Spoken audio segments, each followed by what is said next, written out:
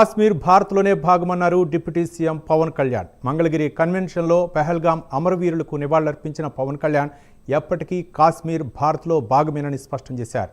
1987 నుంచి ఇప్పటి వరకు కాశ్మీర్ మండుతున్న సమస్య అన్నారు. పెహల్గాం ఉగ్రదాడి లాంటి ఘటనలు భవిష్యత్తులో జరగకుండా చూడాలన్నారు. దానికోసం దేశమంతా ఏకమవ్వాల్సిన సమయం ఆసన్నమైందన్నారు deputy CM Pawan Kalyan. Shooting జరుగుతుంటేనే గొడవలు అయిపోయాయి.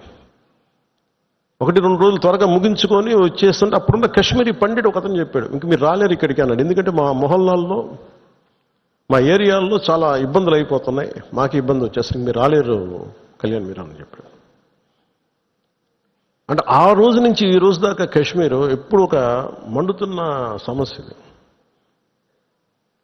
మీరు as a party you make very stable. This is Janasena decision, all of our decision. అదే Kashmir is an integral part of India that can not be denied. అది మీరు చాలా బలంగా మీరు మాట్లాడాలి. Kashmir is an integral part of India. It will be an integral part of India forever. ఎందుకంటే ఎందుకు మాట్లాడుతున్నానంటే కశ్మీర్ పేరు కశ్యప మహర్షి మీద వచ్చింది.